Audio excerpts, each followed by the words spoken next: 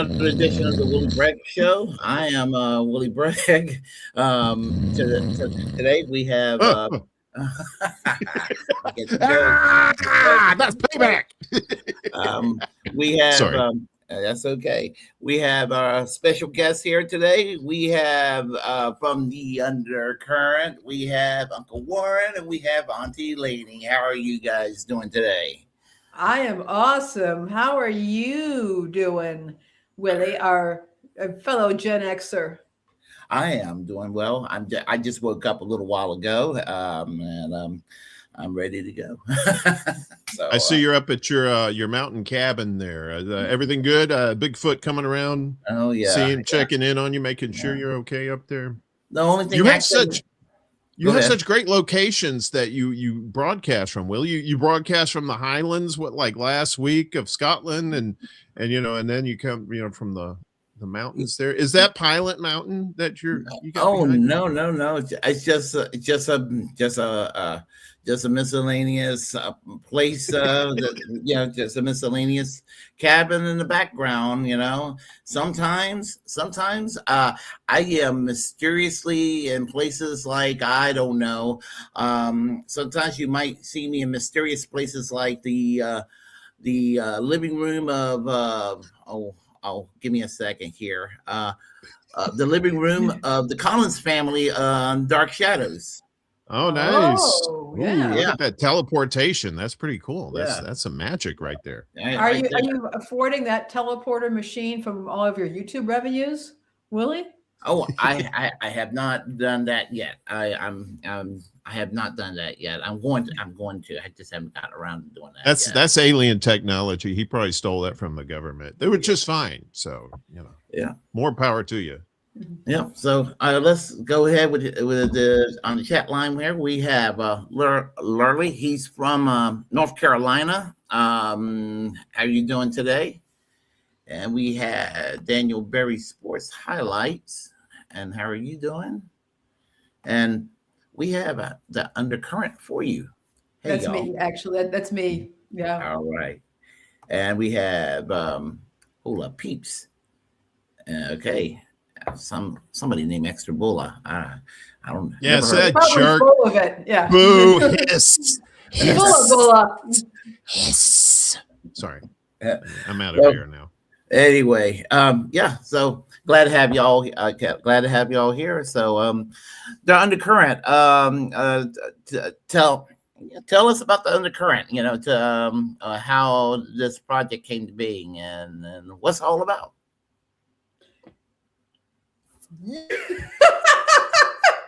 I'm pointing up at you.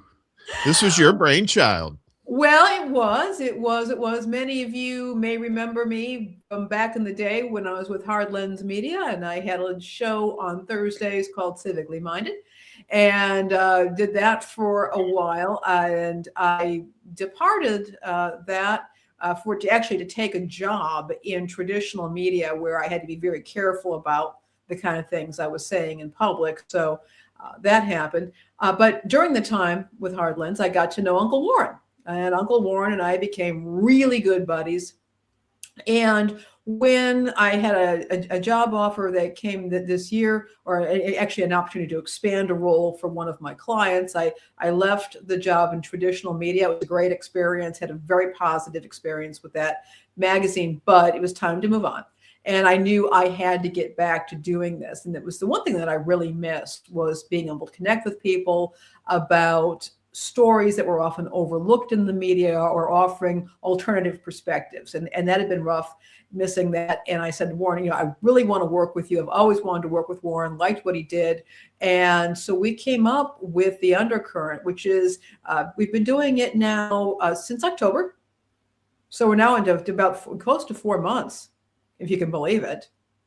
Yeah, it's over 4 months now. Well, it'll be our 18th show tomorrow morning at 10 a.m. 10 a.m. Central Time, 11 a.m. Eastern. Yes. Yeah. So, and it's just really kind of taken on a life of its own. I was thinking about doing Civically Minded, just repackaging it, but that didn't happen. It's actually grown and changed because our media landscape, our political landscape, and our social landscape has really changed over the past 3 years. So it's been something. Mm-hmm. Yeah, it's amazing. I've been doing this. February 17th will be 6 years since I've been doing what I'm doing right now, and it's it's been it's been a lot of changes. The growth has been slow, so but that's okay. And um, I'm actually grateful for the slow growth because I got a chance to know a lot, a lot of folks that I like over the years, and Yeah. I got a chance to know you guys here, for example. So I'm privileged to have you all here, like for example, as my guests today, and so so.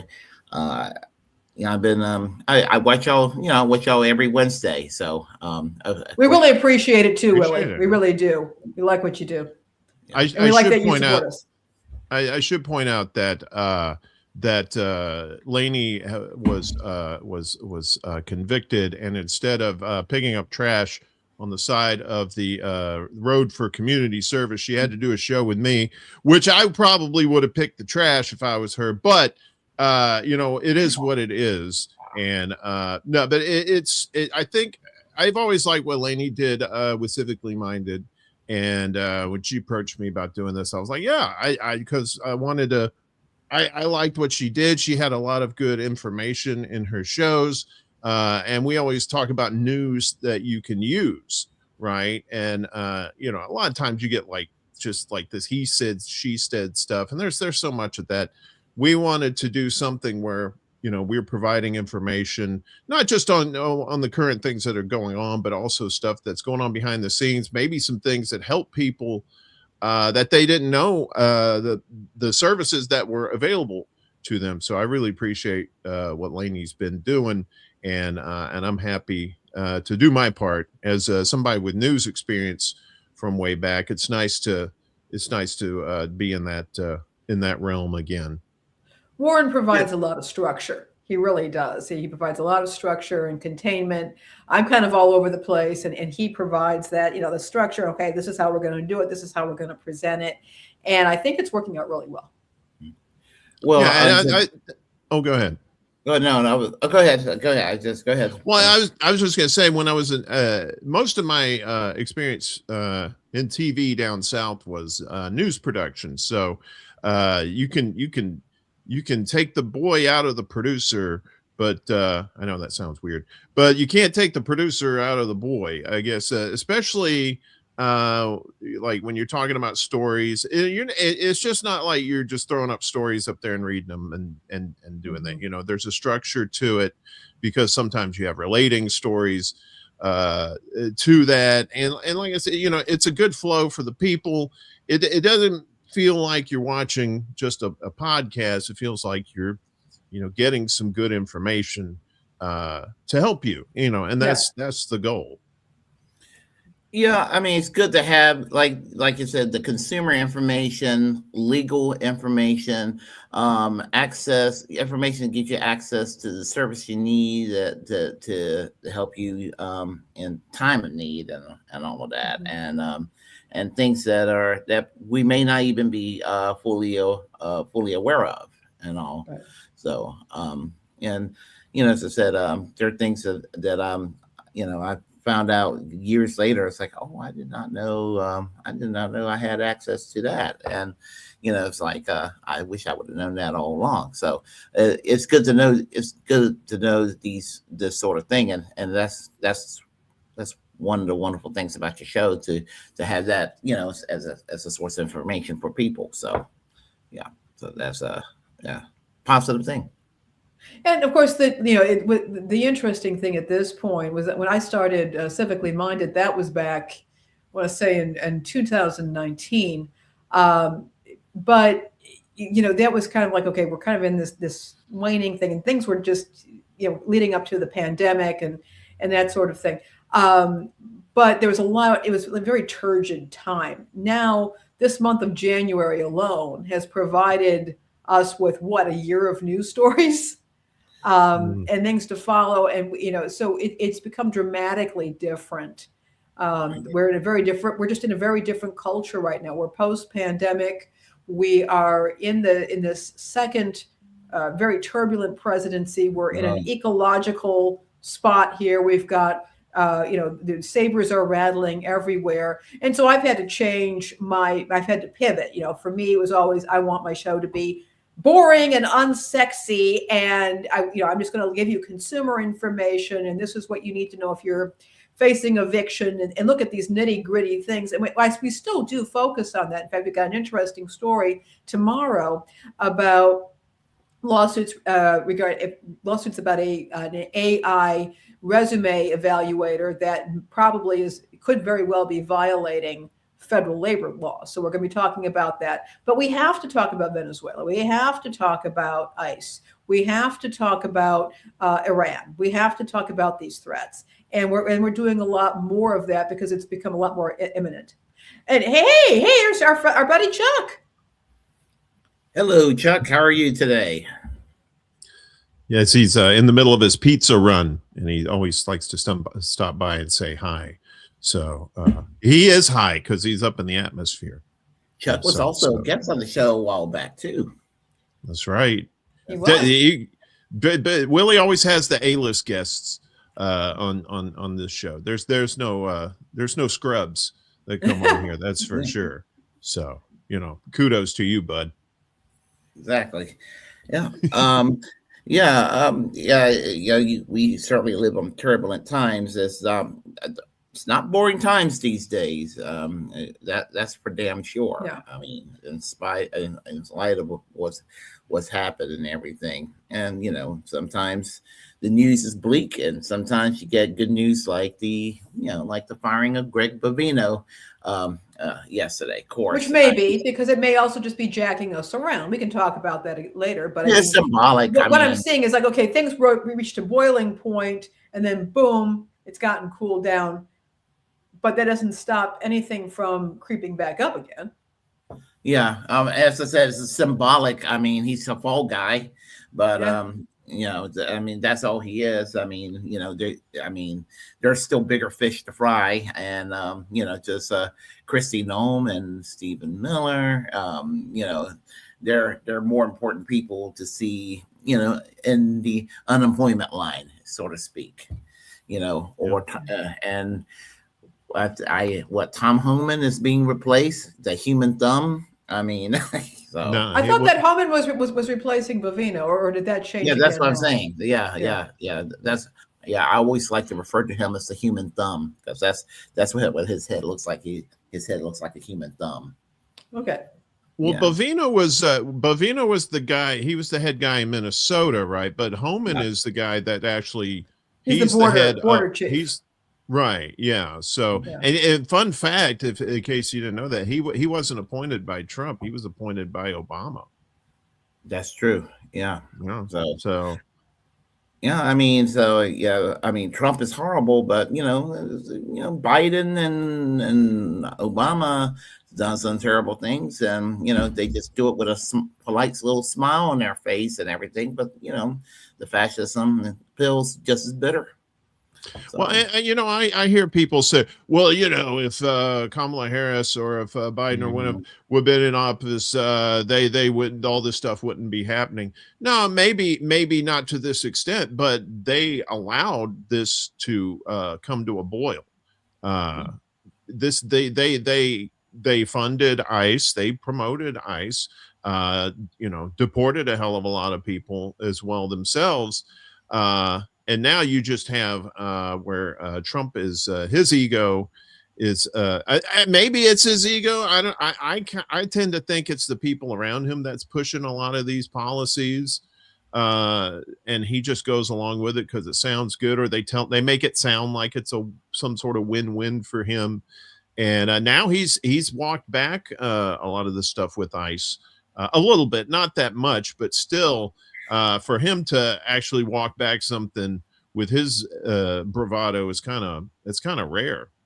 I tell you what I think it is, in my view, and I would say 2017 to 2021 Trump was still bad. I'm not saying was good, but 2017 to 2021 Trump was, compared to this Trump, was a more moderate Trump.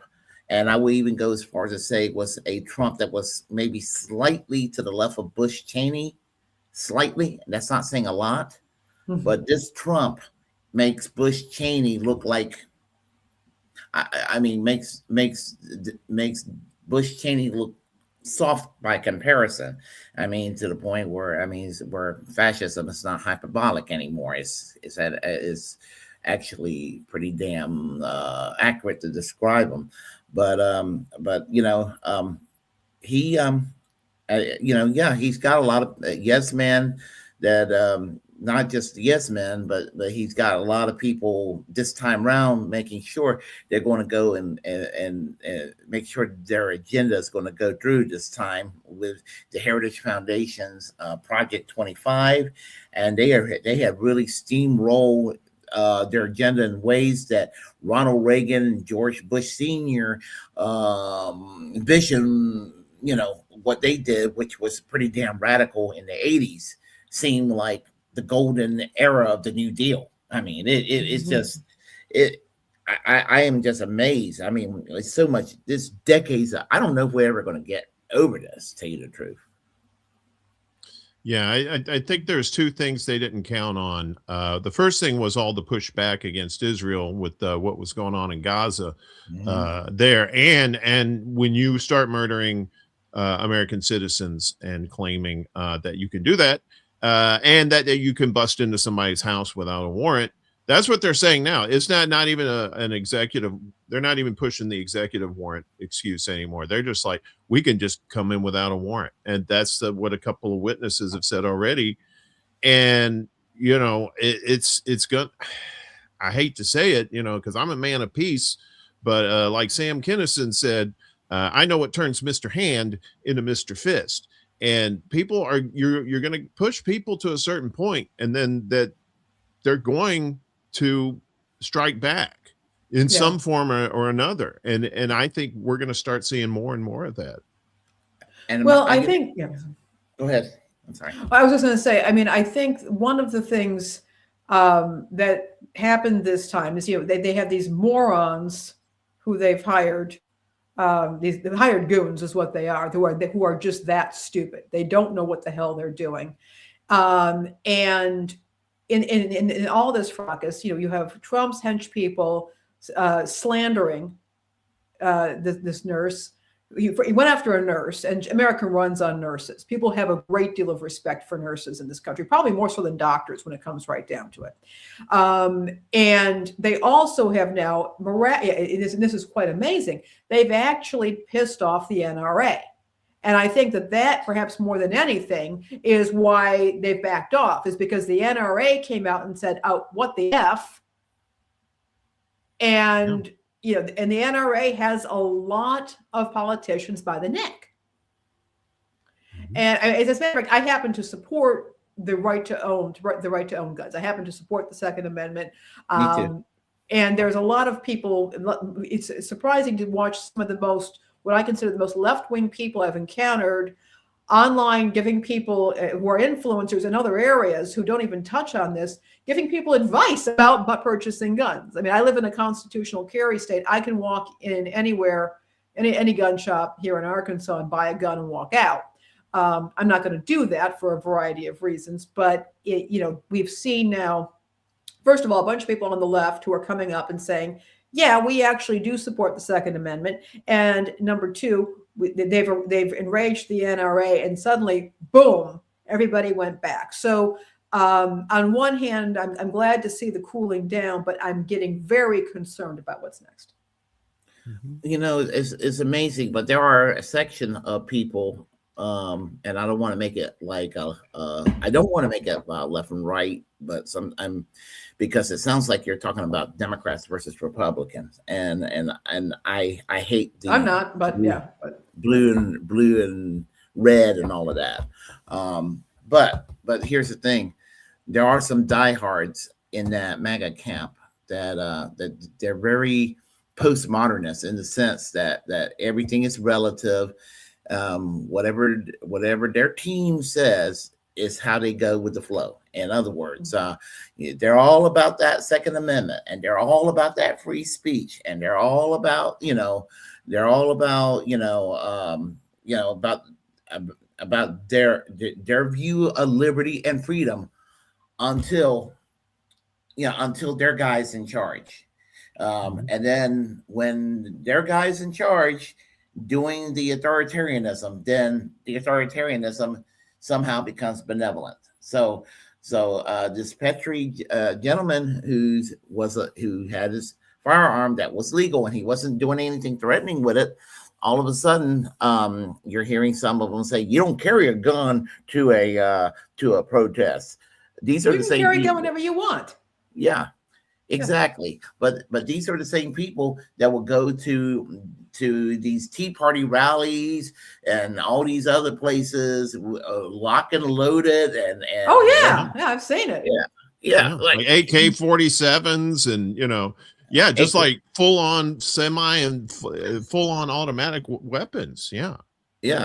And so they're very selective. I mean, they're very selective. So, and the thing about it is, it's kind of, I mean, I'm not a gun I'm I've always kind of been a Second Amendment absolutist, not because I'm like a gun nut or anything like that. I take the Constitution seriously, because if you go, and it's my least favorite amendment in the Constitution, but if you go and say, the hell with the Second Amendment, then all of a sudden the other amendments that you do like suddenly could be undermined. So it's kind of like, well, okay, you have to kind of live with that one in other words, to be consistent with the other amendments that you might find dear, like the First Amendment and the Fourth Amendment and the Eighth Amendment, or what have you, the 13th and the 14th Amendment, what. So in other words, I have to live with that Second Amendment. And if I want to add something to the Constitution, like, a universal socialized medical care amendment to the Constitution, which is a dream of mine, or something like that, or a living wage, full employment amendment to the Constitution, something that's going to be of benefit to society, I'm going to have to be consistent and support that Second Amendment, even though it's my least favorite amendment to the Constitution. If that makes sense. Well, and then there's, I mean, obviously, I grew up down south too, and I knew a lot of people who were hunters. I'm like you, I'm not particularly fond of guns myself, but I understand, like, in the right hands, in people's hands who are stable people, it's they take good care of it. They don't let it into anybody else's hands. It's just a lot of times these weapons get into the hands of people that probably shouldn't have weapons because of their mental state, right? And then they end up doing mass shootings and stuff like that. So that's where you see all the arguments about like gun laws and stuff like that. It's not so much that we don't have gun laws. We do have gun laws. They just need to be enforced a little bit better. But at the same time, we need to also, this is where like a Medicare for all or like a kind of thing comes in, because you don't have people in this country who are covered for mental illnesses, right? There are a lot of people who go without like health insurance. They go without mental treatments as well. And if our country actually was worth a shit, and we actually had free health care for everybody, including mental health care, you'd probably see a hell of a lot less instances. I'm not saying it would totally eliminate it, but you would see a hell of a lot of instances of that too. And you try to tell that to somebody who's like an extreme right winger, and they're like, oh no, everybody should have a gun, and like, all right, well, to each his own. So I mean, they made it work in Finland, in Switzerland, where it is required. My alarm clock went off. Just give me a second. That's a jaunty little tune. That is a jaunty little tune. I like that. It's my new phone. My new phone. The other day, my phone cracked. I think it had something to do with the. It had something to do with the weather. Okay. This is my old phone, and I don't know if you could see it, but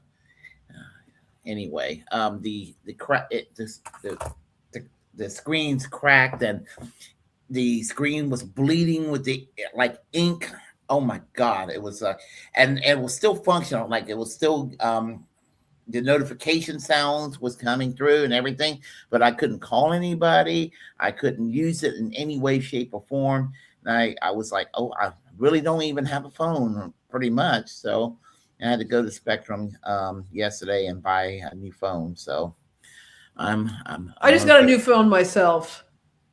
Yeah, so mine gave up the ghost. I mean, the phone is fine. I mean, it's the same phone. It's just slightly upgraded. So, I love my new phone. So, I mean, it's good. I have Guar as my wake up song. So it's like, you know, because I like light jazz. So. Oh Lord, don't get me started on that, Uncle Warren. What, are you a big fan of jazz? Who, me? I like jazz. I like jazz. We're just not fans of Kenny G. And after what happened to that college radio station, you remember that, Willie? We've been reporting on it for a while. It was the college radio station that basically everybody was marched out, given a police escort out of their station. It was taken over by another non-for-profit and turned it over to light jazz.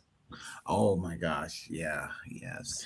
And now that everybody loves light. This is just, it's getting better and better. You know, this is one of these ongoing stories. If you remember the exploding mail trucks that I used to report on over at Heartlands, this is becoming the exploding mail truck of the Undercurrent. Well, I tell you, college radio is just not what it used to be. So no, it's not. But you know, there's some folks are coming back with it. We just recently had a guy on our show, guy in his 60s. He's actually older than us three, and who was doing. His daughter showed him how to do playlists on Spotify, and then he decided, well, maybe I'll do a podcast. And somebody said, no, you know, do a radio show. So he walked into a local junior college, said, hey, can I be on your radio station? They said, sure, you take this class, we'll put you on. This guy's got this amazing radio show now. So the people it's sometimes it's coming, the college stations are in some cases also becoming community stations, not just for the students. So there is that bit of hope.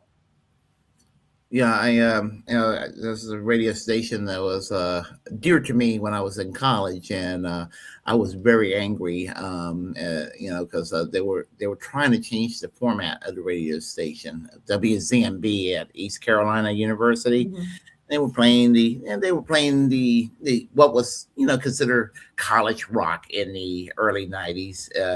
They started that format in the late 80s, and so.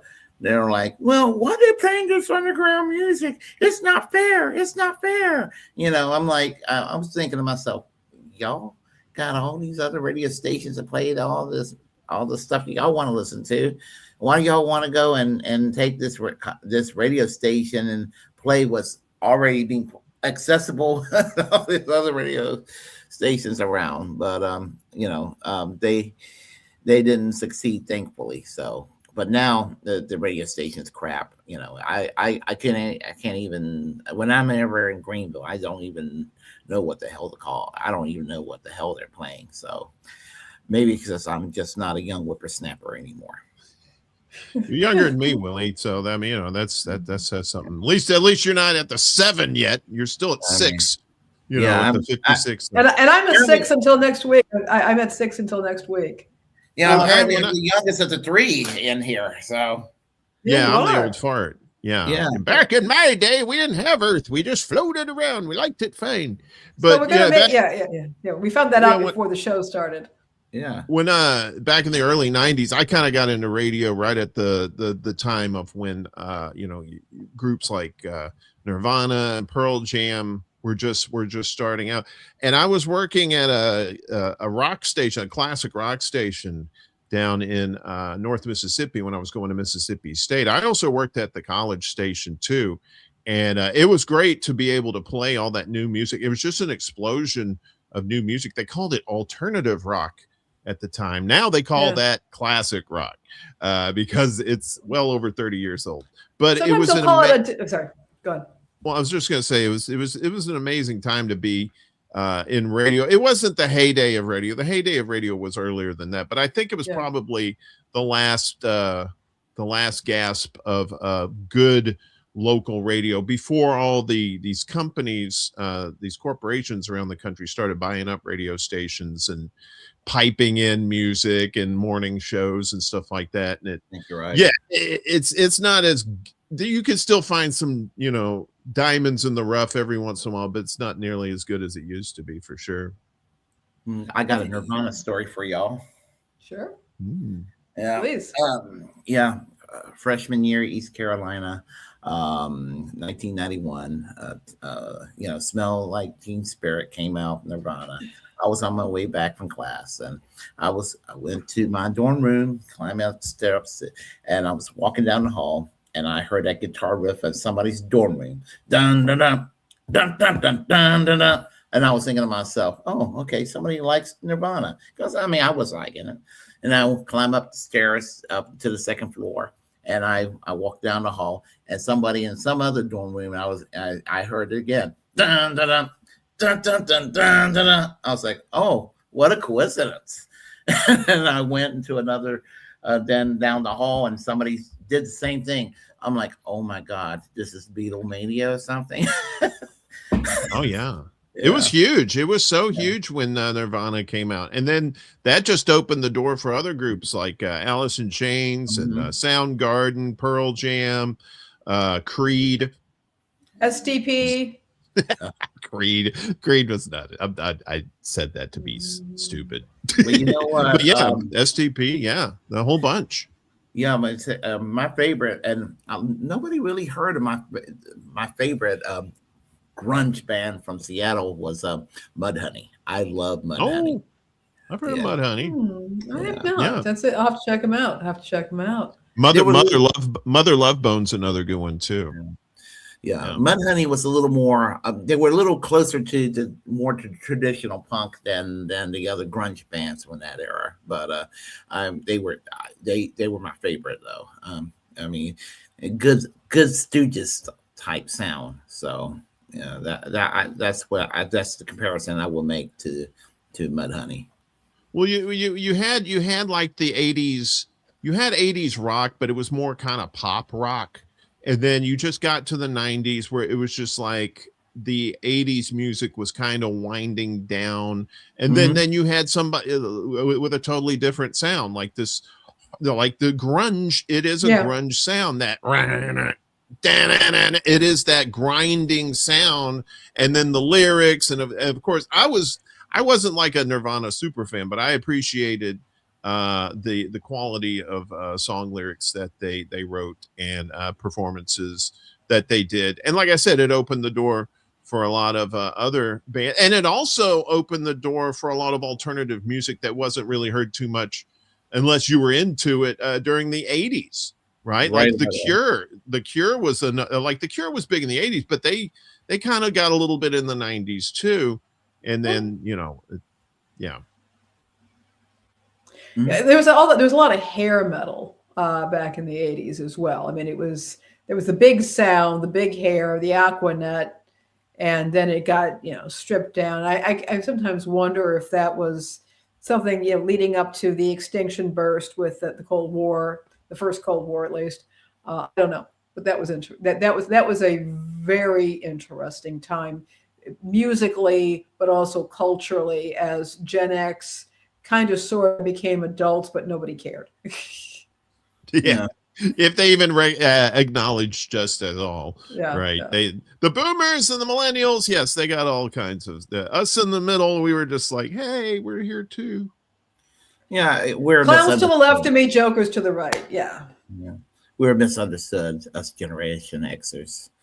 That's why we're so bitter. It's like we're like screw you, and because we were the first ones really to actually be a part of the two parent working, right? So we were the latchkey kids, right? We had to fend for ourselves. Or the parents divorced. The parents were divorced. You started seeing the spike in the 80s freedom and you started seeing a lot more of the divorce rate, spiking as well too. Yeah, Well, it it happened was, in it the was 70s. crazy. I mean, I can tell you this, in the early 70s is when my parents' marriage, all of their friends, a bunch of their friends and relatives, everybody's marriage imploded at once in my family group. It just all happened at once. A lot of these were folks that got married, frankly, way too young. And there had been a major cultural shift from the time they got married in the early 60s into the early 70s, and the marriages were just imploding. Um, and that happened, and it was something else to see. It was something to see. Well, you also had like traditionally the women before would be the ones who'd stay home and raise the kids, but it got to the point where it wasn't just that women wanted to work themselves; it was a necessity. Because that when Reagan came along, we love Reagan, don't we? Ugh, that motherfucker. Yeah, that's when it was like, okay, the free ride's over. The boomers got all the good stuff. And, I'm not shitting on the boomers. There's good boomers and bad boomers. Everybody's got their good and bad. But if that was around that time where it was like Reagan was doing all this stuff, like the emphasis on education started to wane. It was like, I heard all my life, you got to go to college, you got to go to college. And then you go to college, and then you end up with student debt that ends up getting bought by a third party. And now you're stuck with it. And then you really didn't get anything out of the degree so much.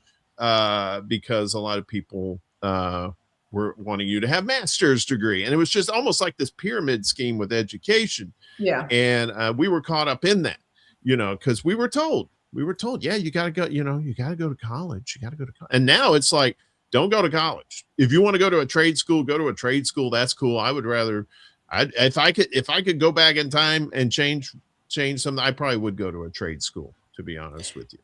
it's really at a point now where degree inflation happened, so that jobs that people were able to do didn't even have to have a high school diploma. Now you have to have at minimum a bachelor's degree. Jobs that required a bachelor's degree now require a master's, a doctorate, or additional certifications, which can be very expensive. And that's just been growing and growing and growing. Academia itself has turned into a pyramid scheme. They keep on graduating people with PhDs who will never have any hope of getting a tenured position in a university. And they get people who they're churning them out, and they're working in some cases, if they are able to get an adjunct or temporary position teaching in academia, I can tell you they're oftentimes making less than minimum wage and driving Uber on the side. They don't have the benefits. They have no job security. And this is what's happened to people with PhDs. It's really become its own racket. And we could explore that at some point, but it's really something to see at this point. And of course, all you get from people when this is brought up, they say, well, they should have gone to trade school. Well, not everybody is suited for the trades either. That jobs started setting out a higher and higher barriers to entry because people were getting these degrees. And now we've got a situation where it's very difficult to claw that back and say, hey, you can hire people who have high school diplomas. You can train them up. But that's, the genie's out of the bottle on this one. Well, oh, go ahead. I'm sorry. It's funny you mentioned that, because I guess I had last week Dwight. He's a minister, but he also teaches part-time. So he's a professor, and and that's the situation he's in. So he's actually a professor, but he's paid by the course. And so, and just to supplement his income, like you said, adjunct professor. And another person that's my dad. My dad was a public school teacher. When he retired, he had his master's, but he also, when he retired, he and my mom, they moved to Puerto Rico, and my dad ended up teaching at the base in Puerto Rico, and he got a position for Central Texas College, I believe it was. So he was teaching some university courses there. Yeah. So he was not a full professor. I mean, he was teaching university courses, but he was not getting the salary that a professor would make. And yeah. Well, and that's one thing if you're retired or you're doing it on the side. It's another thing when you've gone through the whole thing, got a PhD, and they keep on churning out PhDs, and these folks are scrambling. You've got hundreds of applicants for one position, tenure track position, and they can never hope to actually get a full-time tenure track position. So they have a choice of either leaving academia entirely, subsisting on what they're able to scrape together. They don't really have a whole lot of options at that point. So this is the sort of thing that's happened in the U.S. I'm not saying that. I certainly think that devaluing education is not the answer here, but also considering a reasonable approach, which is we shouldn't be encouraging people to spend time and money pursuing degrees that are not necessarily going to actually turn them into a better tradesperson, professional, or employee. And instead, people are just being put through the paces here to go to college. And if you don't go to college, it's not whether you actually benefited from it, whether you actually learned anything there, whether it turned you into a better person. You just happen to have that scrap of paper, and that's what's going to determine whether you're hireable or not. That's my concern. Yeah, and you have too, where I think these kids need to be educated on to the realism of their degrees. If you want to get these degrees that aren't going to be financially beneficial to you once you're out, you need to know that ahead of time. If you're doing, because some people do like two majors or so, double majors and stuff like that. So you can have your artistic education, but at the same time you can have something practical too for work afterwards. But a lot of times these kids aren't told that. A lot of times they're just saying, oh well, you need to go to college because my dad went to college, I went to college, that kind of thing. And it's like, well, that's all well and good, but those were different times. This is a new age where it's like you should really consider what you really want to do. It's the whole undeclared freshman thing it's all well and good, but you better figure it out quick. Otherwise you're going to be, especially if you're paying for college yourself. If you're on a full ride with a scholarship or something, that's one thing, but a lot of people aren't. And if they're paying for it themselves, or they're getting some sort of grants or something like that, they really have to take that into consideration. Well, I think that, if you're looking at a standard bachelor's or associate's degree, you are going to be taking foundational courses those first couple of years. You're going to be taking English composition. You're going to be taking history, probably some form of algebra or calculus, something along those, some basic mathematics class, some kind of chemistry, whatever. And that can be applied in many different ways.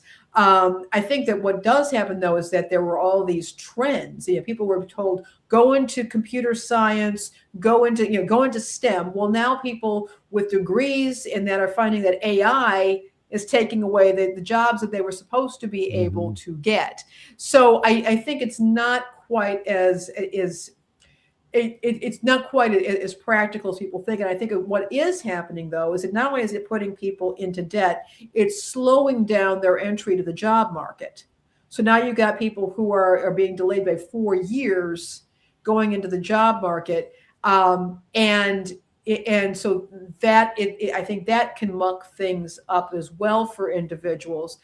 So I think that there's a lot going on here. As I think I've mentioned, when I was in school, we were told, I was a philosophy major, and we were told that liberal arts majors actually don't start at lower salaries when they graduate from school, but they exceed, say, for example, business majors after 5 years in salaries, because people with liberal arts degrees are had skills for being trainable. The clarity of expression, the critical thinking, that sort of thing. Is that still true? I don't know at this point, because now everybody's expected to get an MBA.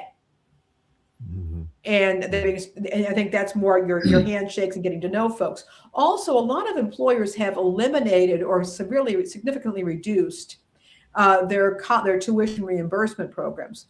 20, 30 years ago, there were a lot of places that would give you tuition reimbursement if you were working for them. It was one of your job benefits. A lot of places have scaled that back entirely. They just don't offer it anymore. And so there's that as well. There's a lot of different trends in education and in careers and in skill sets that keep on evolving. And when academia is its own business, it really does muck up the purpose of actually pursuing higher education. People, there is such a thing as a registered apprenticeship. The U.S., the Department of Labor recognizes registered apprenticeships. There's a whole program for that, where people can go in, they're getting paid from day one, and after I think it's 2 years at the registered apprenticeship, they get their credential for having completed it. They've been working the whole time. They've been paying into Social Security, getting those benefits, and they're in a much better position there. Why not expand the registered apprenticeship program? And there, you can do those in journalism, cosmetology. It's not just the heavy trades or the heavy labor trades. There's all kinds of industries and in sectors in which apprenticeships can be made available. That would be one way of doing this. Another option too that a lot of people don't think about, and this is the route I took, is the community college route, because like what Lainie said, your first 2 years, you're basically getting your core curriculum out of the way anyway, right? All the stuff that you have to have before you get to your electives for your majors, right? And in a community college setting, for one thing, it's hell of a lot cheaper than your major schools. But you also have in these community colleges, you also have trade classes in there too. So if you want to dip your toes into a certain trade, when I was coming up, there was automotive, there was computers, there was all kinds of trade classes available at the community college that I went to. So you have a few more options at a much cheaper rate for the first 2 years. And then if you want to go on and get your bachelor's and your master's and your doctorate, you could do that at the schools that you want to. And also, of course, you want to make sure that you're going to get more bang for your buck out of those schools too. So you should be very careful about the school. Now, just because your dad went to Mississippi State, that don't mean you got to go Mississippi State. You know what I'm saying? You got to. It's almost like it's just tailor-made. Almost, you have to make it for yourself to get the most out of it, because like I said, college is very expensive, and you don't want to end up not being able to do what you want to do in your field while at the same time you have to work Uber or something like that just to pay back your student loans. Yeah. It's funny you mentioned community college, because when I was at East Carolina, one of the professors said, some people would say indoctrinated me, but I don't. I'm an independent person, thinker. But what I would say inspired me, partially inspired me, was a professor, David Conrad. He was born in Wisconsin. Milwaukee. His parents were German, and he spent half his time in Germany, back and forth and all that. But anyway, he was chair of the political science department at East Carolina University, and I struck up good friendship with him. So we would talk, we just talk sometimes in his office and shooting the breeze. And he was telling me one day that community college students, people who go to community colleges, they're the unsung heroes of the U.S. economy, because a lot of them, they get trained and they are the ones that keep the economy going in a lot of ways. And a lot of students, this is a conservative area of the country in a lot of ways. He was preaching the kind of politics that I kind of do embrace, the for better or worse, the European style social democracy that I sort of espouse all my life. That was he kind of planted the seed in my mind right there, among other influences in my life that's where I got my ideas from. So he's one of my inspirations for my politics. So that I have, but the point is that it's funny you mentioned that, because he mentioned that community colleges should be free for everybody, because he thinks that's very important. And they are in some places, like some of the bigger cities. You can find free city colleges too. You'd like I say, you just have to know where to look, and get the information that you need, and make sure, obviously, just because it's free doesn't mean it's a good fit for you too. You have to take that into consideration as well. Yeah. So anyway, let's see. We have Finger Man. You wouldn't be Finger Man if you weren't tardy.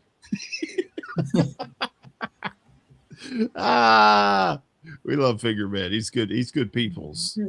We got some good folks around here. So yeah, it's a good community. Going back to the show, we've a lot of my crowd that watches my shows, and of course Lainie has her big fans too, and it's great. It's all about community, right? Like your community too, Willie. You have good people in your chats, and it's good to be around that energy. You know what I mean? Exactly. Yeah. And I think we do have a fairly shared community anyway. A lot of familiar names on the same chat lines. So we do good work, of course. We're gonna bring the peeps, right? Yeah.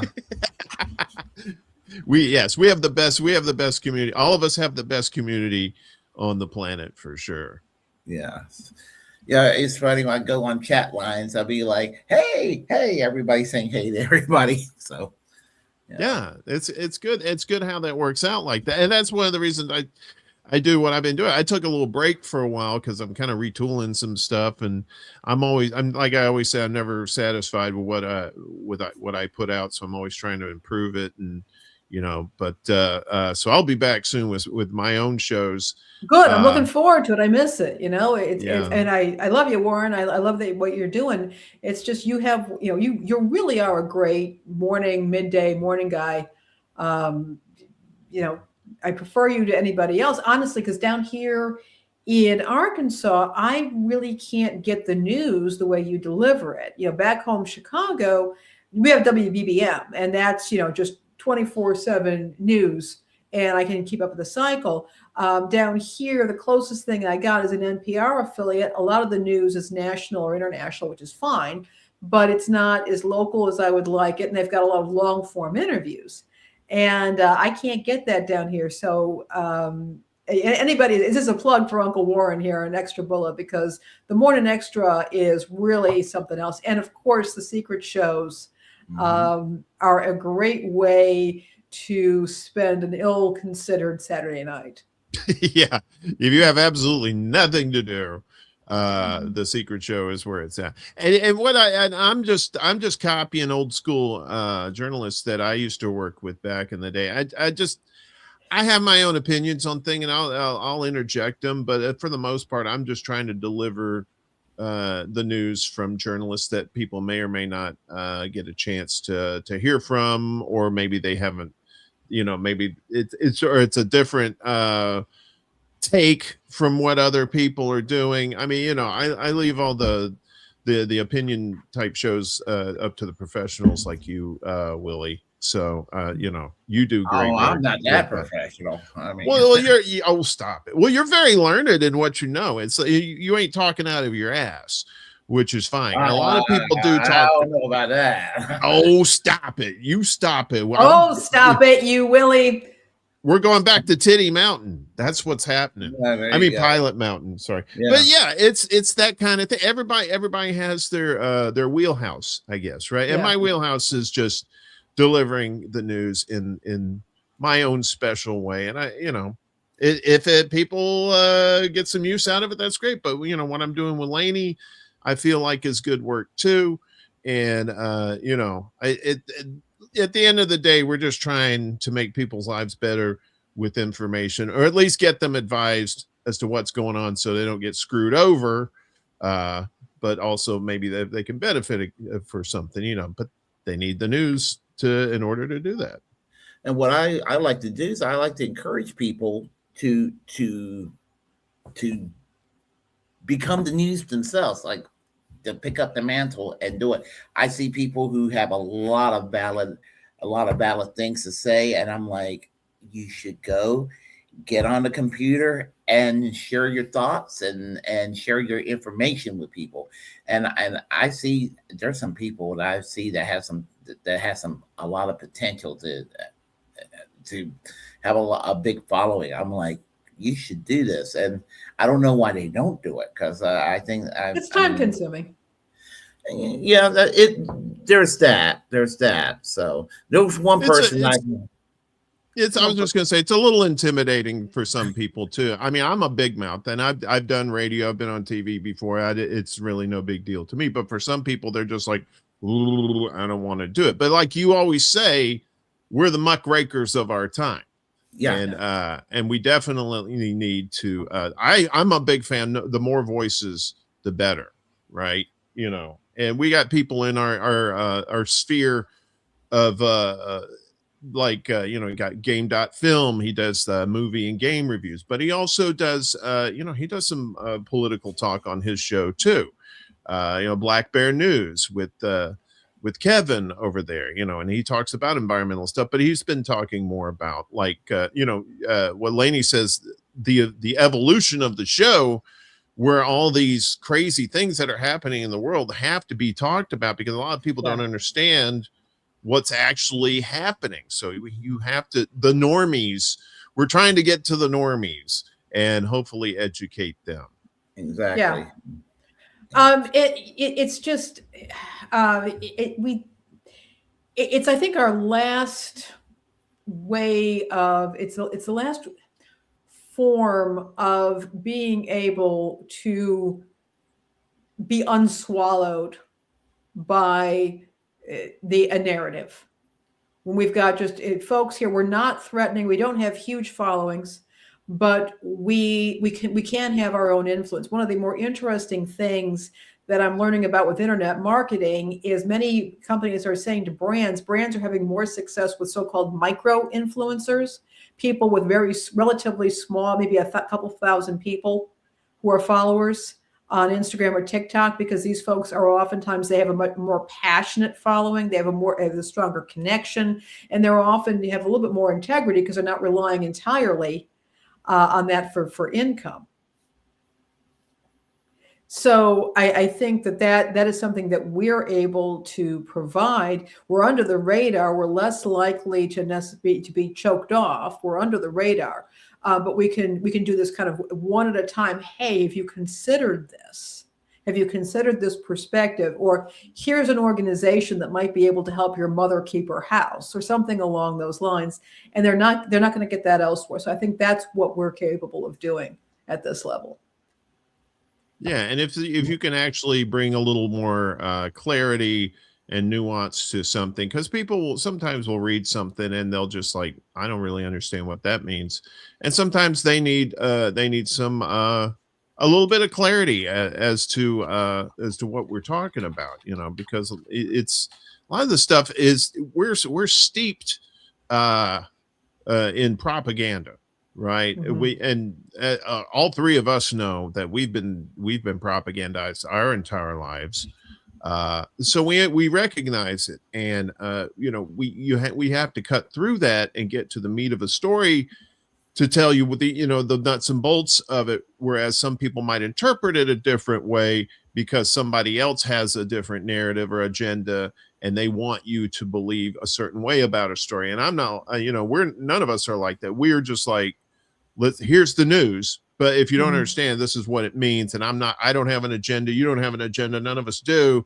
We're just trying to explain it to you, you know, and sincerity goes a hell of a long way, and plain talk as well. And I think that needs to be a lot more prevalent too. Absolutely. And the thing about it is you have to for me, it's like, letting people know that mainstream news outlets, and it doesn't matter what it comes in the guise of MSNBC, CNN, or Fox News, or worse than Fox News, that they all want to play these narratives and these hot button culture war issues to make you forget about what's really going on. They want to make you forget about income inequality. They want to make you forget about medical inflation and all of these other things, and make you mad at the other persons. And and that's what it comes down to. Division. So you're mad as you got people like you can't go to a damn Thanksgiving family situation until some jerk sits there and starts mouthing off about something, and then everybody's arguing about you know what I'm talking about. You know? Well, it's classic division. It's that's the way you can. That's one of fear and division are the two ways that you control the masses. And it's okay to be angry. Let's all be angry together and focus our anger in the right place. And that's something that the powers that be are just like, whoa. We didn't tell you to team up. We didn't. We tried to keep you doing you.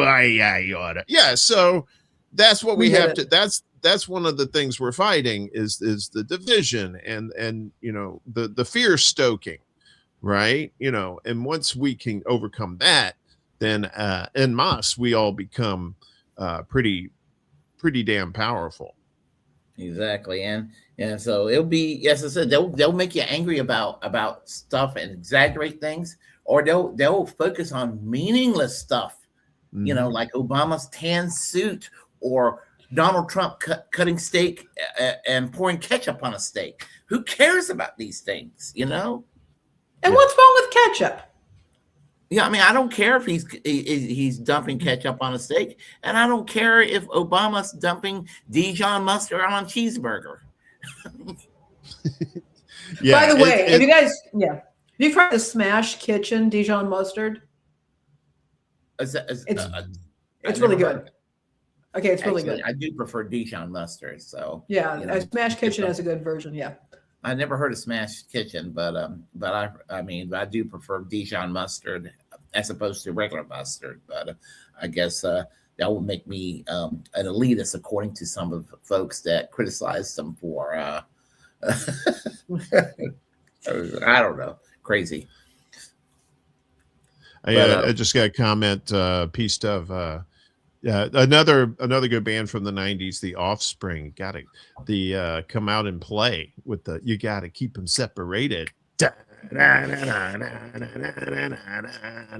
got in trouble at a party one night because I was pretty hammered and we were singing Offspring, and the neighbors complained, but I don't care. It was I was young and full of cum and booze, lots of booze. So but I kind imagine that, Uncle Warren. Imagine that. Yeah, I did my fair share of drinking. I'm glad I got that out of my system, though. Way back then, because that booze was nice. Remember next week's going to be wine with Lainie. Well, that's good. Wine is fine because it's the hard stuff like the whiskey and stuff. Yeah, that stuff you got it. Yeah. Yeah, the tequila doesn't really do anything. Yeah, I can. For some reason, tequila doesn't do anything to me. I could drink a lot of tequila and just be fine. But anything else, boy, forget about it. Yeah, tequila, I can't deal with tequila. Tequila changes my personality. Yeah, that's what that vodka could be does. Really interesting. We got to get Willie to Chicago. I'll make it up there, and we'll get him some margaritas. Yeah, that would be nice. That would be nice to hang out with Willie. Yeah, we would like to have you. I mean, seriously, if you make it to Chicago, if you make it to Arkansas, fine. But we'd be great if you come to Chicago. We'll hang out. That'd be a good time. I'm no stranger to Chicago. I had relatives in Chicago, so I was almost a resident in Chicago in the 70s. My mom got assaulted by somebody in Chicago. She had a purse snatched, and that pretty much ended the move to Chicago. We were going to move, my mom, dad, and myself. We were going to actually move to Chicago in 73. Oh, really? Interesting. Mhm. Now, there's an alternate timeline there, Uncle Warren, because you were born in Chicago. I grew up there, and Willie almost moved there. What in an alternate timeline? You'd stayed in Chicago, and Willie and his family moved there, and we all grew up knowing each other. Yeah, you would have missed me by about a year because we left. My dad was from Mississippi, and he moved up to Chicago after World War II to find work, and he stayed up there for about 30 years. Met my mom from Detroit, and he said, "Yeah, it's getting too dangerous here. We need to go back down south." And so we left in 72, I believe. I was like 3 years old, or almost 3 years old. But I often wonder what would have happened if I'd grown up in Chicago. I heard all the stories about Chicago my whole life from my dad, and about how he worked at the Peerless at this plant called Peerless. I think it was an HVAC plant or something like that. And and you heard all these stories about it's almost like I grew up here, but only through stories, right? And so I came back. I actually visited Chicago in 2001. The month before 9/11, but beautiful day. I was on a train with my girlfriend at the time. We were going to Iowa, and we stopped in Chicago for 6 hours, went down to Navy Pier, had an Italian sausage dog. We rode the big Ferris wheel there, looked up at the Sears Tower. I'm not calling it the Willis Tower. I mean, I like different strokes, but I'm not calling it the Willis Tower. It's always the Sears Tower, forever and ever. Amen. So that's my take. And Comiskey is Comiskey. There we are. Yeah. Great city, though. Let's see. Well, we weren't moving in 73. We were looking into moving to Chicago in 73. We were visiting family in Chicago, and my mom, when she had her purse snatched, she was just like, we went back to North Carolina the next day. The early 70s was a rough time in Chicago, for sure. It could be. So I don't blame people that at that time didn't want to come here, or if they had a bad experience that said, screw this, we're not going to be here. But it is a tough town. Even today, even with the big giant silver bean downtown, it's still Cloud Gate. It's a tough town. I mean, Chicago is, Chicago. It's a big city. Just keep your eyes open. Don't be stupid, and you'll be fine. I was there in 03. Last time I was in Chicago was in 03. I was there for actually a couple of days, and it was fine. I had no problem there. Did you come up in the winter or summer? It was in October. Oh, fall. Nice. So that's a good time. That's a good time. Fall and spring are the best times to go to Chicago. Chicago but fall in particular, I think, is really, it's when Chicago is it's drier, it's less damp, and it's gorgeous. That humidity, the weather is, that humidity is awful. But and then the trees, the leaves are golden and brown and red, and it's just like, it's just a beautiful place. Yeah, I mean, I had a good time when I was there. I was there 23 years ago, 22 years ago. I was there last time, so it seemed like yesterday. So that 20 something year. Yeah. I mean, we're in 2026. We're already past a quarter of a way through the century. And I thought we just started this damn millennium. Okay, I got a question. I got a question. This brings it up. Do you think they're going to do anything for the 250 this year? Or are Americans just going to say, forget it? Trump's doing the Hunger Games. That's true. That's a good question. I'm not, but I could give a shit. I really could. I mean, I remember the 200th. I remember 76. It was like, I remember that was huge, and it was the Olympics that year too. We were talking about that. It was recently. That was and Jimmy Carter was elected president. $2 bills. Dude, I remember that. The bicentennial quarters with there was the whole thing, the proof sets that we got, and all the dads and uncles showed up on 4th of July with $2 bills and the quarters and all that for the kids. And I mean, and that was, remember Leroy Neiman had those placemats at McDonald's? He was he was a sports artist. And he did these renditions, and I want to say it was either McDonald's or Burger King, one of the two. But the trays had these placemats that you could actually take them off because they were actually prints of his artwork. Oh, cool. I wonder if there's probably stuff being sold on eBay. They could be. It was just, but that was just the time it was. It was huge. We were more of a Sonic drive-in family. Oh, really? For our burgers. Yeah, we ate local. Because you had to go. I mean, in the South in the mid 70s, we didn't have like McDonald's or Burger King or anything like that. You had to go 30 miles down to the Gulf Coast, and that's where all that stuff was. So back in the day, going to McDonald's was a treat for us. It was just like, and the food was a lot better too. You go to McDonald's now, it's just like you buy the McDisappointment burger that tastes like ass and broken dreams. You're like, or is it they got the pink goo thing, and don't they have the pink goo stuff that they make shit with? I remember that. Only thing in my town was the Hardee's for the longest time, and then Hardee's, Hardee's.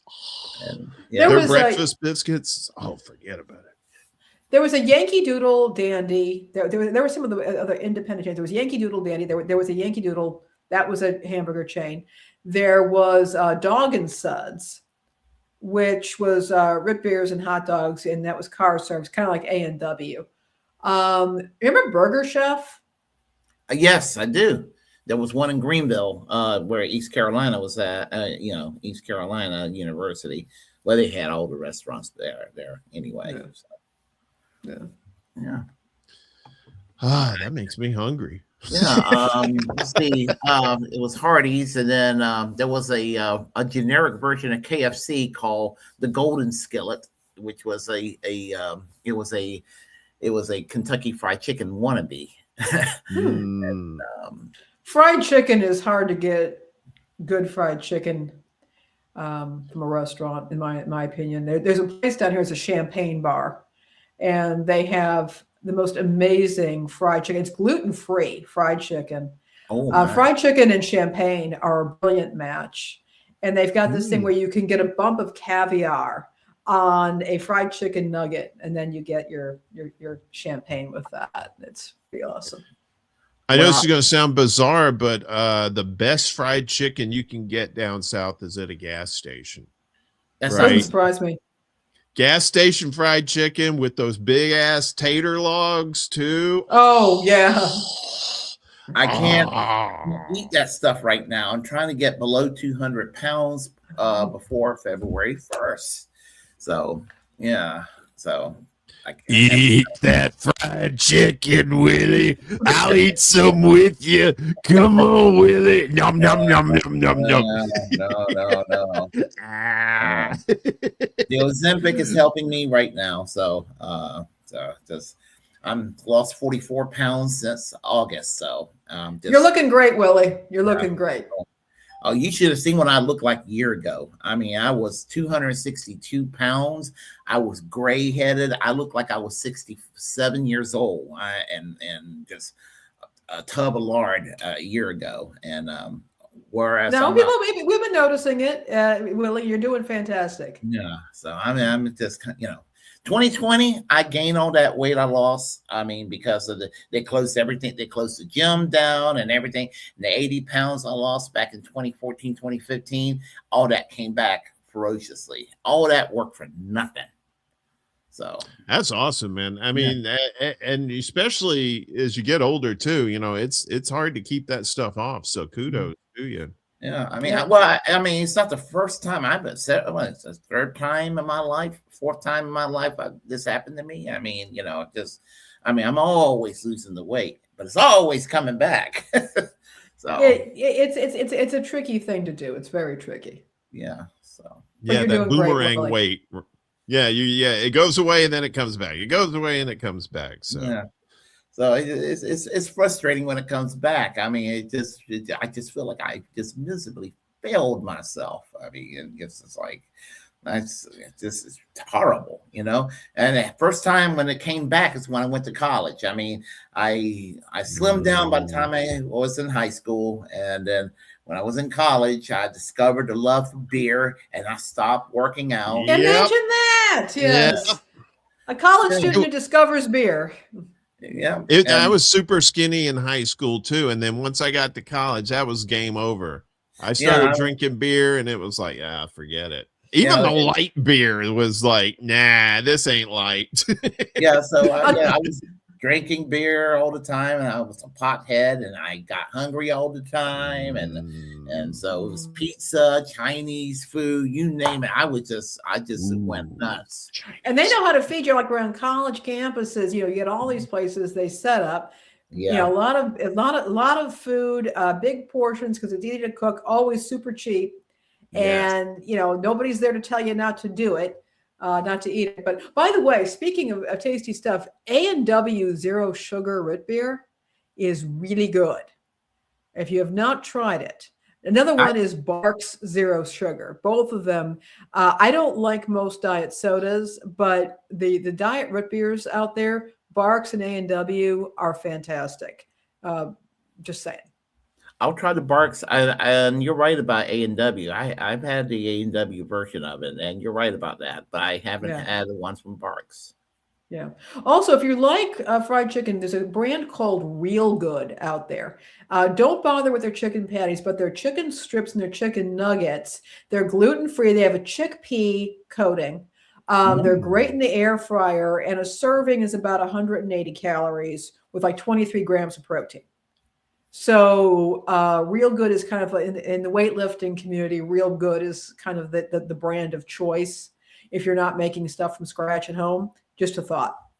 Okay, I'm dealing with just cutting back on carbs and all that. I mean, like when I do a hamburger, I'm putting it like a patty on a bed of spinach. I mean, and I'm just things of that nature, and I'm trying to find substitutes. It's been kind of an adventure. Well, it is. It's it's interesting. I mean, I think if you can gamify it.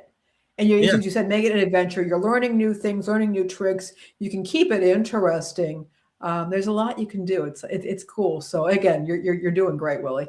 I appreciate it. Yeah, as I said, I just my doctor gave me some free Ozempic, and then so it just kind of like he gave it for me for free, and I was just like, whoa, and I started working, and I'm just like, I'm gonna hate to have to start spending the money on it. That's what's gonna kill me.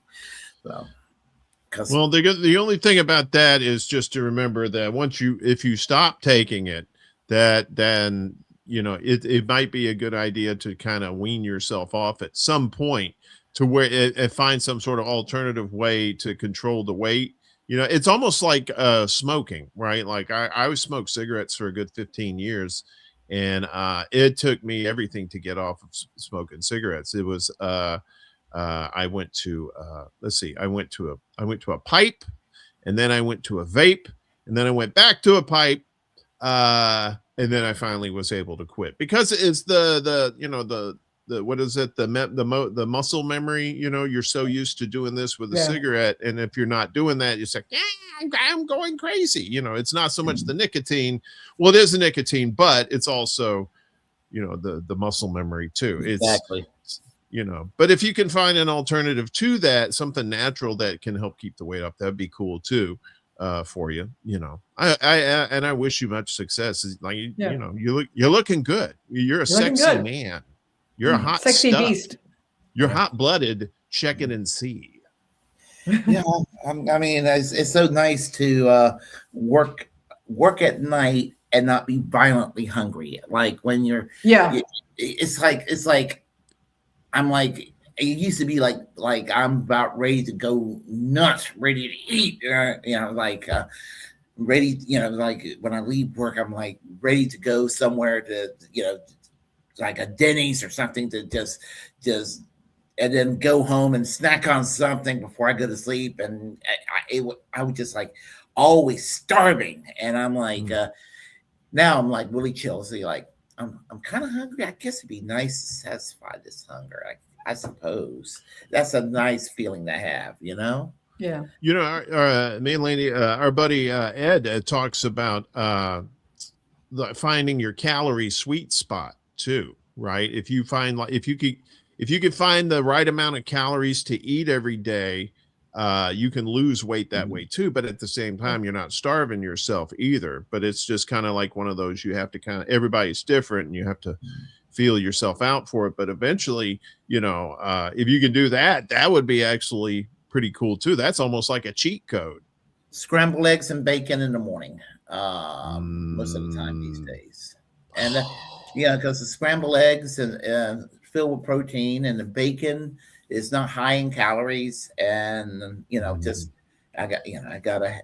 gotta have that bacon. It's high in deliciousness. Willie? That's for damn sure. Yes. Willie, have you tried center cut bacon? I haven't. Okay, so there, you look around for it. It's called center cut bacon. And all it is, there's different companies that they have it.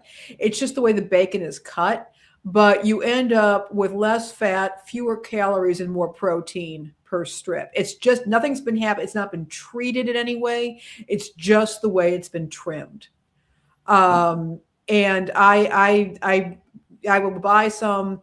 I don't have it often, but I use it. I do like it sometimes on stuff, and I buy it, separate it into packs, and then just take it out of the freezer and defrost it. And it's like 2 strips is like 60 calories, and you're getting more protein and that sort of thing. But it is an option if you like bacon on the regular.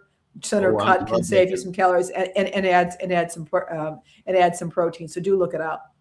Okay, see, this is what we're about, man. News you can use, baby. See, we come in full circle. It's all coming full circle, Ben. Yeah.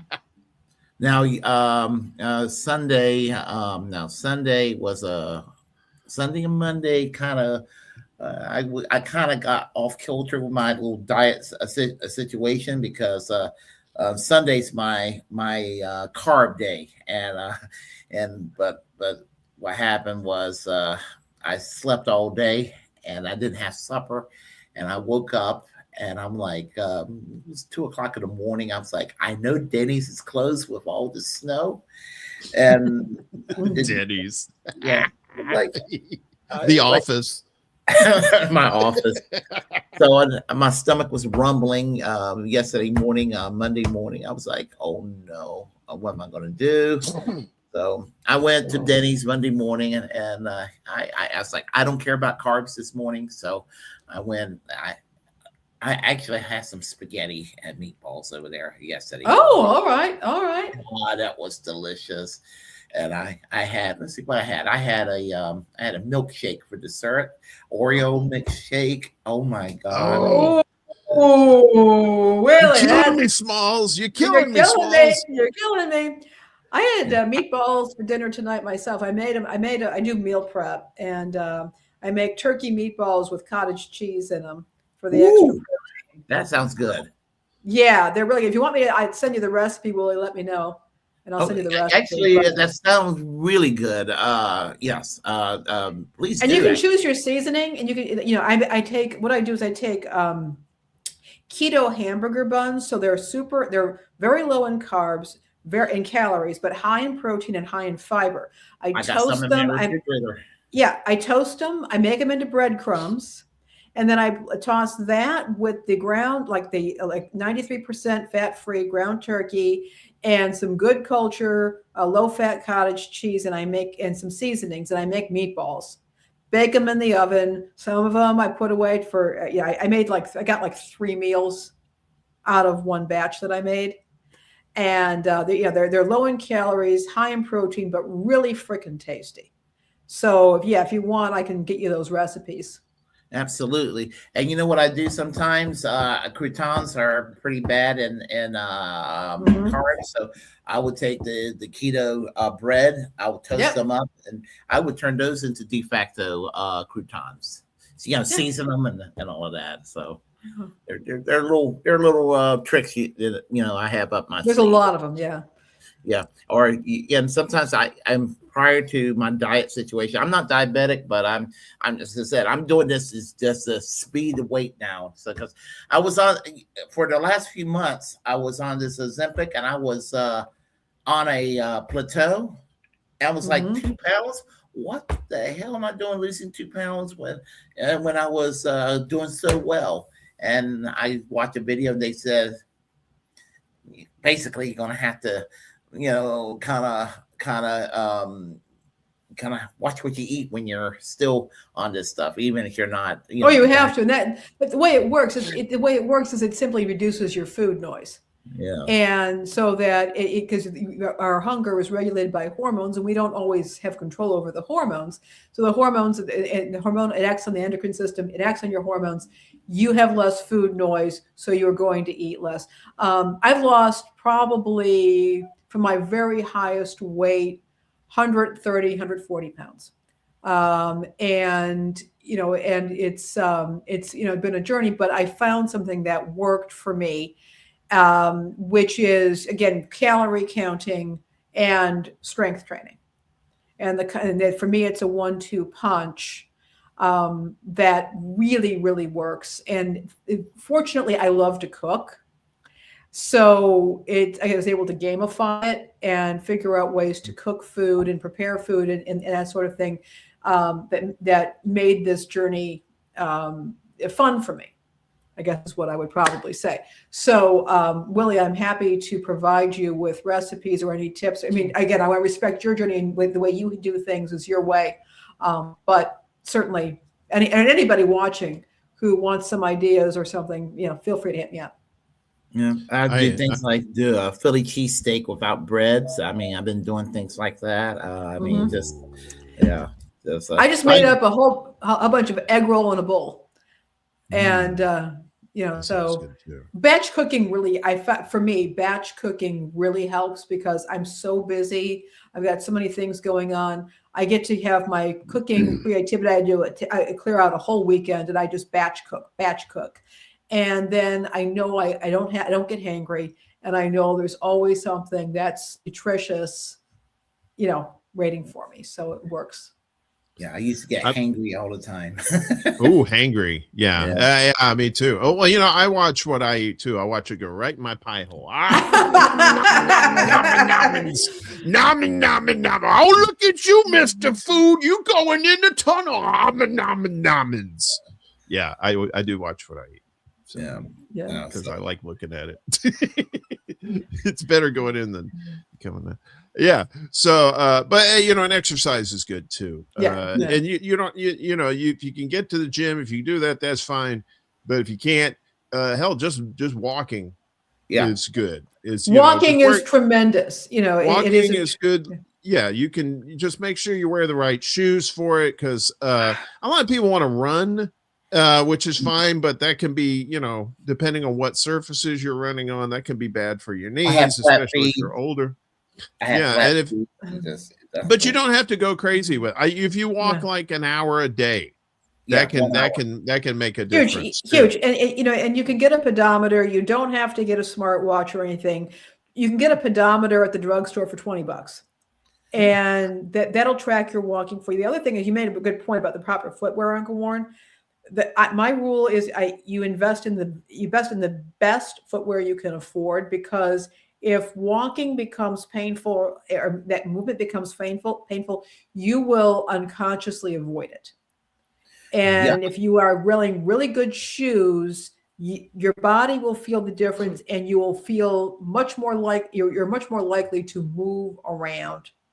And take those extra steps and take the walk instead of the bus or something like that.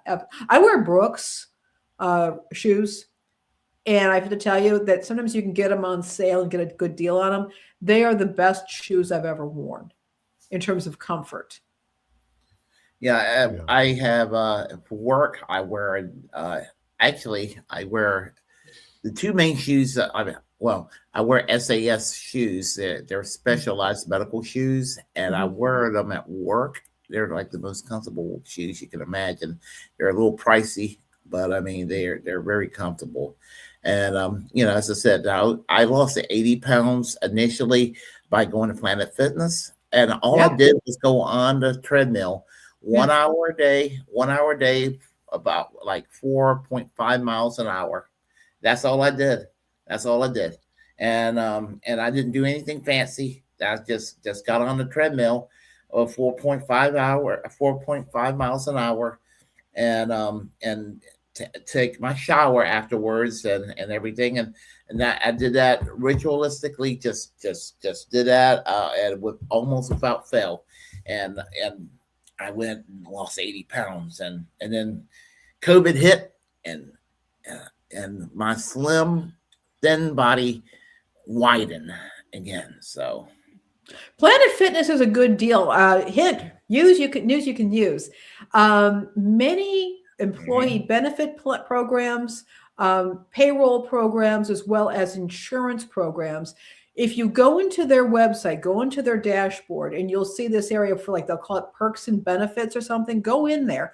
A lot of them have health club discount programs where you can get you don't pay an initiation fee, and you pay a very reduced amount for a health club membership. In some cases, you can even take that membership and go to various health clubs, depending on where you are, if you're moving around or traveling. Other cases, you have to stick with one health club or one chain, but you can get a real discount on your health club membership through those programs. Again, you're going to find them either through your health insurance program or your company payroll or benefits website.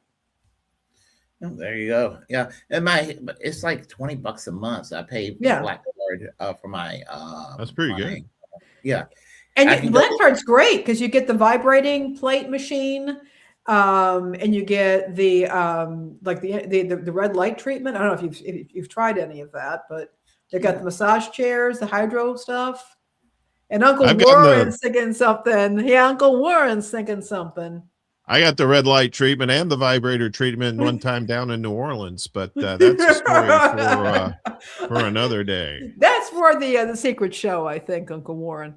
That's why I walk like a cowboy now. I have a wide stance. It's a wide stance.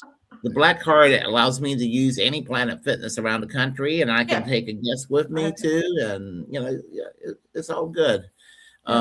The drawback to Planet Fitness, a lot of them are not 24 hours a day like they used to be. That's the drawback. I mean, and that was COVID related. So, unfortunately, Well, that's great that you lost 80 pounds at Planet Fitness. I gained 80 pounds at Planet Hollywood back when I could afford it, because those sandwiches were really big. But now I don't think they have Planet Hollywoods anymore. No, I don't. I think that all went out the window. Yeah. That's showbiz. So probably wouldn't. Yeah, they folded like a cheap suit. I think they folded around 2008. I think it was around then. Was when everything else was going teats up business wise but except for the banks were fine in 2008. Isn't it funny amazing how that works? Yeah, I was about to say, it's funny how that works too. Like, when everything goes down, those on top, they get looked after. Everybody else, everybody else suffer.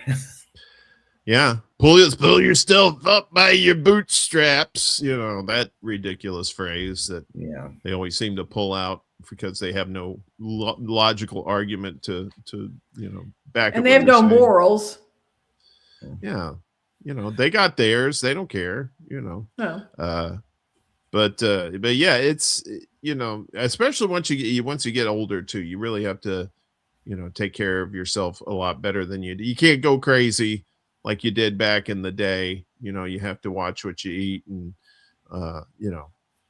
you can still enjoy it. You just have to be a little more picky about what you eat. That's another thing I'm trying to do when I'm taking care of myself. I am going to be retiring in 5 years, and I want to enjoy my retirement. So and my dad tells me, he's like, "Son, you need to wait till you're 67." I'm like, "Dad, you retired when you were 53 years old. You think I'm going to wait till I'm 67?" So Nothing There's doing. even going to be a here in 10 years, when you're 67. That's, the future isn't exactly painted too brightly right now. So, Well, you're right about that, but you know what? And I remember 40 years ago, um, a lot of folks thought, we had a crazy old man in the White House named Ronald Reagan. We thought that there was going to be a nuclear war at some time in the future, and there were movies about it. So, plenty of them. Yeah, the day after, in 1983, for example. Well, I remember Threads, and that was the British film, and that was brutal. It's still brutal. It was the first time. I was just a few weeks shy of my 16th birthday, and it was the first time in my life I was ever ashamed to be an American. I didn't understand NATO, and I didn't understand that the UK, of course, was complicit in a lot of this. But all I saw was two super top powers using Europe and the UK as a volleyball net. And I remember that had the devastation. And then, you couldn't find it for a long time because nobody wanted to touch that film. It was considered to be, it was a pariah, even though it was brilliant, it was pariah. And eventually they brought it back. And I watched it as an adult, probably around 6-7 years ago. And I remember I was left shaking for 3 days. I was pretty much on edge. I wanted my mother. I mean, that's how much how disturbing that film is. I didn't realize as a teenager, I think I didn't grasp what was happening. As an adult, I saw it for all that it was, and it was like, oh my God. Yeah. Yeah, I saw it when I was an adult too. I'm glad because I saw the day after when it came on, and I was like, wow, it was pretty brutal. And Threads is really, they're just like, no, we're not going to sugarcoat this. This is how bad it's going to be if this happens. And it turns out, at least what the story goes, that Reagan watched the day after, and that's what helped inspired him to talk with Russia and help reduce these nuclear weapons. Yeah, he became very depressed by it, and it was also I forget the name of the Secretary of State. He saw Threads, and it really impacted him. Uncle Warren, I think Threads does stream for everybody now. I think it's basically up and around for anybody to watch. We could actually maybe do a movie. It's on YouTube. Yeah, we could. We did Night of the Living Dead for Halloween. We might want to try it. That would be a hell of a Halloween movie. It's scary as fuck. It's scary as fuck. That could be a Halloween movie. Many people do classify it now as horror. It is one of the most disturbing things I've ever seen. By the way, if anybody also is interested, there's a wonderful book that's a post-apocalyptic nuclear apocalypse. It was written by an American, Russell Hoban, who was living in the UK, and the book is based in the UK. It's called Ridley Walker. I'll say this, if you are not familiar with British regional dialects, you will need to read the book out loud because it's written in the broken language, a thousand years in the future, I think it is, 2,000 years in the future. But it's really quite amazing. And something about the British approach to this, I think, is far more realistic than the way Americans thought about the possible consequences of nuclear war. That sounds interesting. I have to take a look at it, actually. I recommend it, Willie. I really do. Ridley Walker by Russell Hoban, who also wrote the review of Threads. It may have been for The Guardian. I'm not sure. I forget what it was, but he was the one who wrote the review of Threads when it came out. But if you have not seen Threads, it's very disturbing, but it'll have an impact. Yeah, from beginning to end, is. It's just it's well made, and it gets the point across very, very clearly. There's nothing subtle about it for sure. Yeah. Okay. I am getting hungry at this point. Okay. So. You would be. We're talking about that food. I was like, oh shit, Willie's got to get something to eat soon. But I mean, it's not a strong hunger. I mean, I'm still in that. Eating would be kind of nice. So it's still, That's good. Yeah. Yeah. So glad we didn't drive you to the buffet there. So, talking about all the food and stuff, because I talk about that Southern food all day long, man. Because, oh my God, especially you get around the Gulf Coast and all the seafood and stuff down there. Shit, that's some good eatings down there, boy. Yeah. And I will be sticking the Ozempic in me tonight after dinner. But the one thing I don't like is that needle. Oh, I hate it. I hate it. I'm better than a 3-year-old when it comes to needles. Yeah. The one I was taking prior to that, the first one was Zepbound. And I like that one because I don't know what you call it, but they had a thing that they had a thing you press against your stomach. Oh yeah. That you click it and you don't see the needle going through you. Yeah.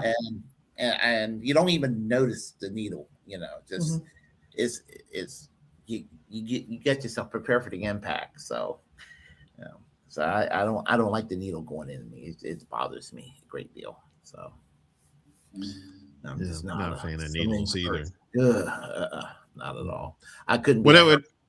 I couldn't be. When I was Oh, I'm sorry. Yeah, I could be a heroin addict either. When I was a kid, we go to the clinic and we get our shots, and I'm rolled up my sleeve, and the nurse is like, no, pants down. And I swear to God, she thought she was like Andy Capp in the bar playing darts. She'd get way back and she'd take that needle and go like that. You're like, what the hell? I think she had a little German blood in her. So I'm not saying anything, but I'm just saying. She was born around that time. I'm just saying that she didn't really, but yeah, I'm not a big fan of needles, probably because of that too. I hate the blood work at the doctor's office. I mean, I'm like, I'm like, okay, I don't want to look. Yeah, it was hard to get a vein with me. And I once had a lab manager say to me, look, whenever you need to get blood drawn, tell them before they start that you are a hard stick. She said, that's a term that we use, and they'll know. And at that point, they're going to know that it's going to be hard to get blood out of you, and they'll get somebody who's really good at doing it. I was once in the hospital, my IV bent, and they had to get an anesthesiologist in there, she was not pleased to be starting an IV on somebody, but the doctor and the nurse could not do it. They needed the anesthesiologist was able to do it. So there it is.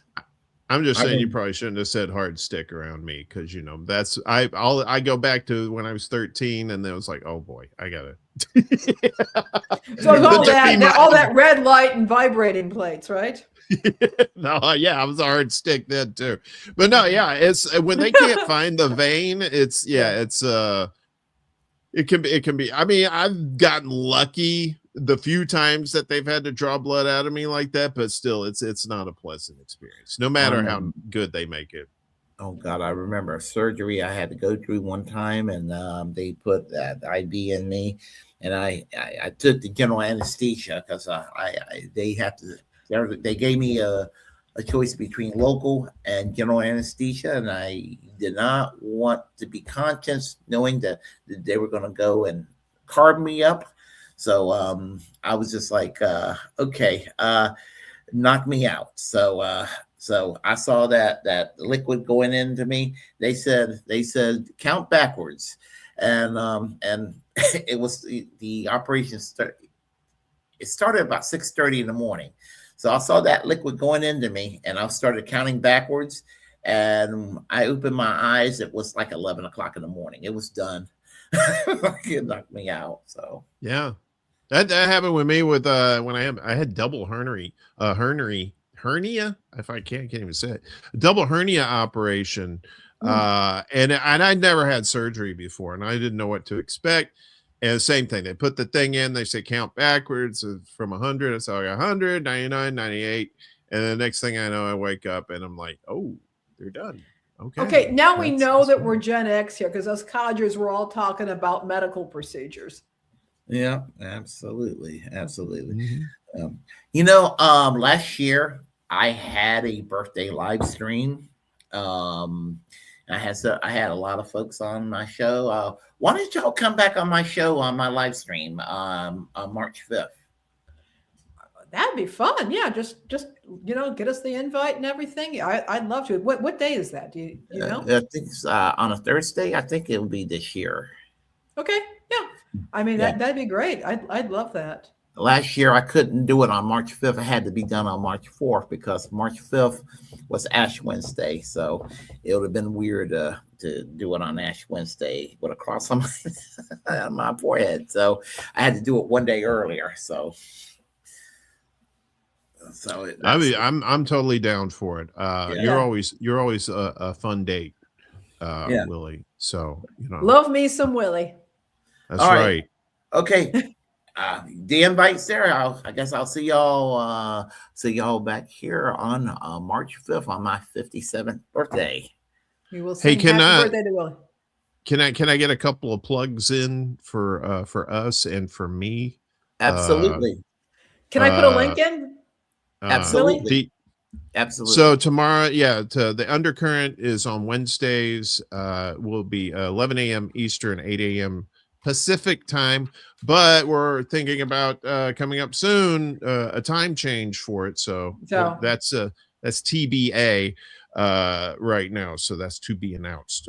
Okay, it won't let me share that, Willie. I'm going to put it in a private chat for you if you can possibly share it. I will be glad to do that for you. Okay, and also tomorrow night on Extrable Alive at 8 p.m. Eastern, 5 p.m. Pacific time, I'm going to have Jamar Jabari on, and we're going to be talking Ice Baby. So I love Jamar. He's another one of our fun creators in this spot that very knowledgeable, good kid, good activist, good musician too. So I'll be looking forward to talking to him. So that's all I got. Yeah, good guy. He was on my show here recently too. Mm-hmm. Yeah. So very good. Yeah, and everybody, if you're not following the Undercurrent, please do and follow the Undercurrent on we appreciate it. Forms and support Warren, support Lainie, and support all our friends in independent media because we do not need corporate media dictating the narrative, as they say. So all right, exactly. So anyway, and I'm when I sign off, I'm gonna talk to you guys real quick and before I sign off. So everyone, if you like what you heard, please press like and comment any way you disagree with what I have to say. Feel free to share the content on this channel. As a First Amendment absolutist, it's my duty to inform you to create your own platform and utilize it because we are the muckrakers of our time. Subscribe to the Willie Bragg Show. Reject corporate media. Free Nicolas Maduro. Free Palestine. Free healthcare for all. Preserve our freedom of speech and fuck ICE. So everyone take care. I will see y'all tomorrow and y'all take care. Bye-bye. Good to see everybody. Take care.